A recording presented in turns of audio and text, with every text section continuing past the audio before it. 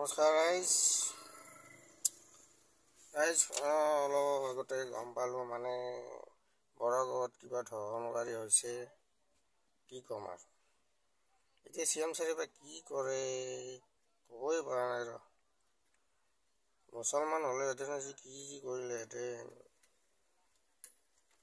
মানে দিনে ৰাতি মানে এটাই নিউজ পাই থাকিলোঁ হয়, মুছলমান এনেকুৱা, মুছলমান ইহঁতৰ এনেকুৱা কৰিব লাগে, ইহঁতক ইয়াত ৰাখিব নালাগে, ইহঁতক বাংলাদেশত খেদি পঠিয়াব লাগে। এতিয়াতো চব মানে কি ক'ম, কি বা কৰে CM ছাৰে।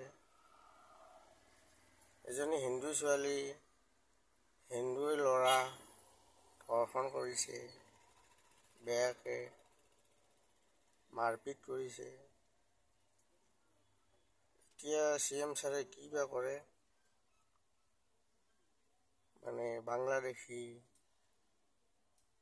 মুছলমানবিলাক চৈতান, হাৰামি, চোৰ, ডকাইত, ৰেপ চব মুছলমানে কৰে বুলি ক'লেহেঁতেন। এতিয়াতো হিন্দু কৰিছে। CM ছাৰে কিয় এতিয়া কিবা কয়, মানে অসম তোলপা কৰিলে দিয়ে মুছলমান হ'লেহেঁতেন।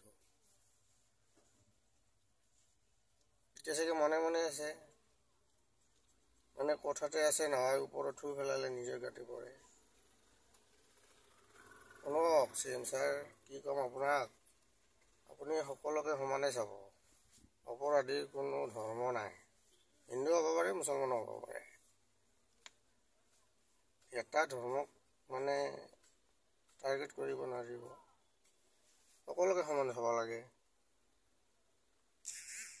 কাৰণ দেশৰ কাৰণে সকলোৱে সমান কৰে, হিন্দু মুছলমান সকলো ধৰ্মই। এতিয়া এই ৰেপ কেছটোৰ ঘটনাটো আপুনি চল্ভ কৰক, কি কৰে আপুনি জানিব এতিয়া। কাৰণ মুছলমান হ'লেতো আজি